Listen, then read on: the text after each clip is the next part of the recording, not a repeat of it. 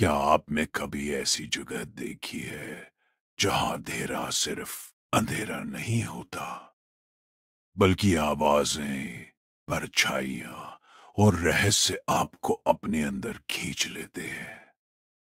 आज मैं आपको बताने वाला हूं एक ऐसी कहानी, फुसफुसाती परछाइयां। आरू अपने गांव के किनारे खड़ी पुरानी हवेली की ओर बढ़ा।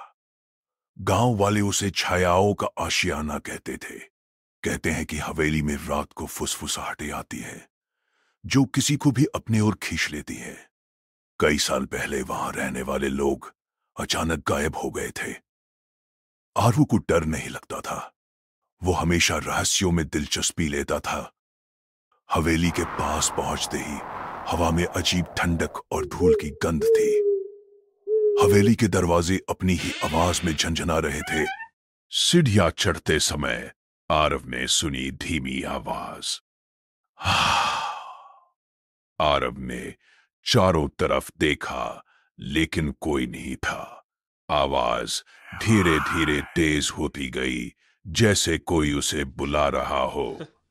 डर और उत्सुकता के मिश्रण में आरव फुसफुसाहट की ओर बढ़ गया। कमरे में पहुंचते ही उसने देखा कि दरवाजा अपने आप बंद हो गया।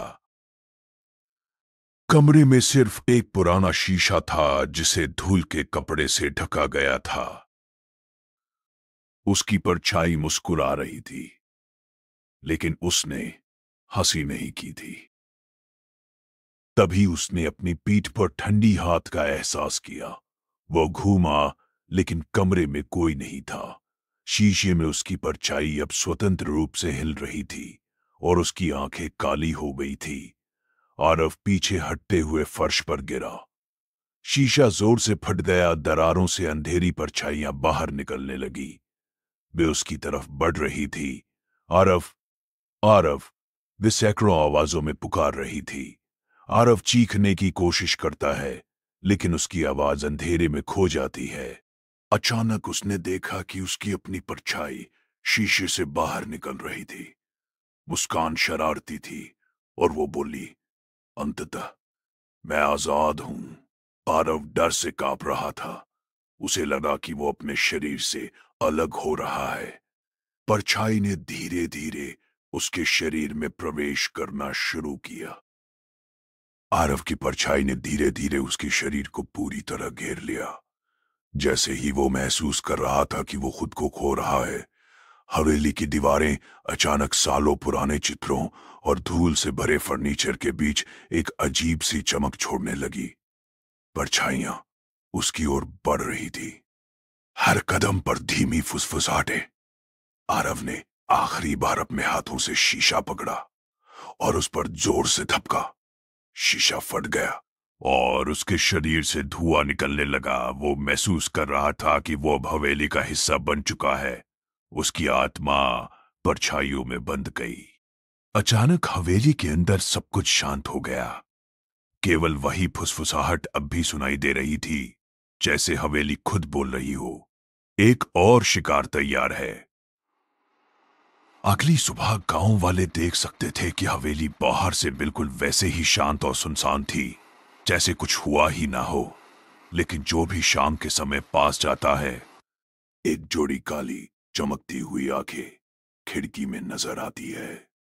गांव वाले अब जानते थे, हवेली केवल एक इमारत नहीं, बल्कि फुसफुसाती परछाइयों का घर था। और आरव अब हमेशा के लिए उन परछाई। गांव वालों के अनुसार जो भी हवेली में रात को जाता है, वह परछाई का हिस्सा बन जाता है। ये परछाइयां नए शिकार को अपनी ओर खींचती है। अगली सुबह हवेली के दरवाजे खुले थे। कोई आवाज नहीं थी। हवेली शांत थी, पर अंदर कुछ अजीब हरकत हो रही थी। जो भी पास जाता है सुन सकता है, आरव, आरव। और कभी कभी खिड़कियों में एक जोड़ी आंखें घूरती हुई दिखाई देती है। हवेली के पुराने फर्श में कुछ निशान है जो रात में अपनी जगह बदल जाते हैं। कुछ लोग दावा करते हैं कि वे आत्माओं की परछाइयां को कमरे के कोनों में चलते हुए देख सकते हैं। हवेली की खिड़कियों में कभी कभी मनुष्य जैसी परछाइयां जो सिर्फ आपको देखती हैं नजर आती हैं।